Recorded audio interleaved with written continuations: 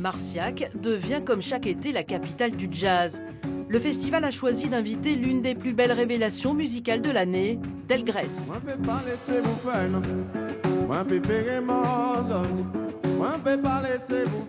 Ils ont inventé un blues créole décapant. Leur album sous le bras, Delgrès a écumé en un an les scènes du monde entier. L'heure est au bilan. On a pu, comme ça, aller dans plein de situations différentes, rencontrer les gens.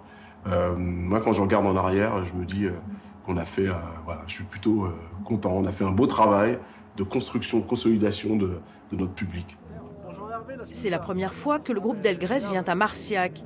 Ils sont programmés à 23h45, alors en famille, on en profite pour aller à la rencontre des exposants et du public. C'est original, c'est bien, et j'aime beaucoup les instruments qui sont utilisés pour faire ce son. Comment s'appelle le gros instrument de chez vous? Le sousaphone. Voilà, je sais pas le dire, hein, le tuba.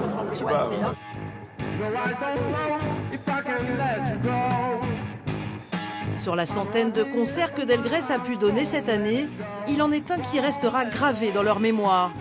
Celui de la Guadeloupe en novembre dernier. Y aller comme ça avec une certaine fébrilité et c'était un moment absolument merveilleux, un public génial. Enfin, c'était un concert d'une richesse incroyable. On avait des émotions, on a pleuré sur scène. C'était à Basse-Terre, à l'archipel, et les gens étaient debout, ils voulaient pas partir. Ils chantaient, ils chantaient, ils chantaient, ils chantaient. Et puis c'était juste une émotion de fou, quoi. Disons qu'il y a eu un avant Guadeloupe et un après Guadeloupe.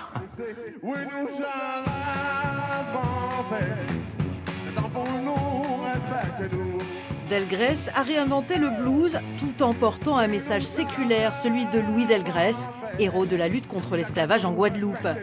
Ils ont surtout emmené le créole là où on ne l'attendait pas.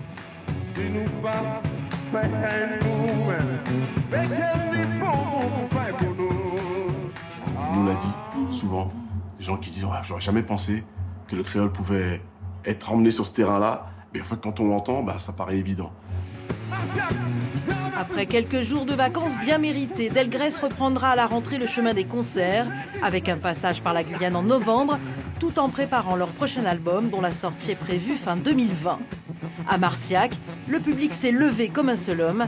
Ils ont encore une fois emporté tout sur leur passage.